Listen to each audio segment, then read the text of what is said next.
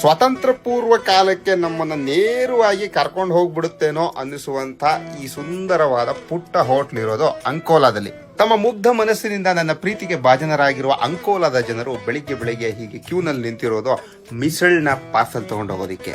ಅಂದ ಹಾಗೆ ಅಂಕೋಲಾದಲ್ಲಿ ಮಿಸಳ್ ಅಂದ್ರೆ ಅದರ ಡೆಫಿನಿಷನ್ನೇ ಬೇರೆ. ಹೀಗೆ ಉಪ್ಪಿಟ್ಟಿಗೆ ಅವಲಕ್ಕಿ ಮೇಲೊಂಚೂರು ಮಿಕ್ಸ್ಚರ್ ಮತ್ತೆ ಬಟಾಣಿಯನ್ನ ಮಿಕ್ಸ್ ಮಾಡಿ ಕೊಡ್ತಾರೆ.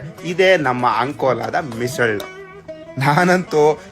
ನಾನಂತೂ ಈ ಹೋಟೆಲ್ನ ಗುಡ್ ಓಲ್ಡ್ ಡೇಸ್ ವೈಬ್ ನಲ್ಲಿ ಹಂಗೆ ಬಹಳ ಖುಷಿಯಾಗಿ ಕಳೆದೋಗ್ಬಿಟ್ಟಿದೆ. ಆ ಮಿಸಳ್ನ ಟೇಸ್ಟ್ ಕೂಡ ತುಂಬಾ ಚೆನ್ನಾಗೇ ಇತ್ತು. ಸ್ವಲ್ಪವೇ ಸ್ವೀಟಿಶ್ ಆಗಿರುವಂತ ಚಕ್ಲಿ ಮುರ್ಕು ಇಲ್ಲಿ ತುಂಬಾ ಫೇಮಸ್. ಅಂಕೋಲಾ ಟೌನ್ ನಲ್ಲಿ ಆ ತಿಂಡಿ ತುಂಬಾ ಇಷ್ಟಪಡ್ತಾರೆ. ಅಂದಾಗೆ ಈ ಆಲೂಗೆಡ್ಡೆ ಮತ್ತೆ ಬಟಾಣಿ ಹಾಕಿ ಮಾಡಿರುವಂತ ಈ ಬಾಜಿ ಜೊತೆನಲ್ಲಿ ಪೂರಿ ಮತ್ತೆ ಇಡ್ಲಿ ತಿನ್ನೋದನ್ನ ಇಲ್ಲಿನ ಸ್ಥಳೀಯರು ಬಹಳ ಎಂಜಾಯ್ ಮಾಡ್ತಾರೆ. ನನಗೂ ಕೂಡ ಇದ್ರ ರುಚಿ ಇಷ್ಟ ಆಯ್ತು.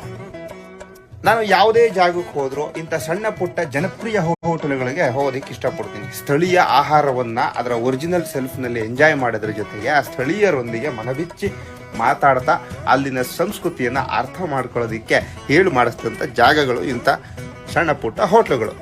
ಅಂಕೋಲಾ ಪಟ್ಟಣದ ಬಿಂಡಿ ಬಜಾರ್ನಲ್ಲಿರುವ ಶ್ರೀ ಶಾಂತದುರ್ಗ ಭವನ ಅನ್ನೋದು ಒಂದು ಲ್ಯಾಂಡ್ ಮಾರ್ಕ್ ಆಗಿದೆ. ಅಷ್ಟು ಫೇಮಸ್ ಆಗಿರುವಂತ ಹಳೆ ಹೋಟ್ಲು.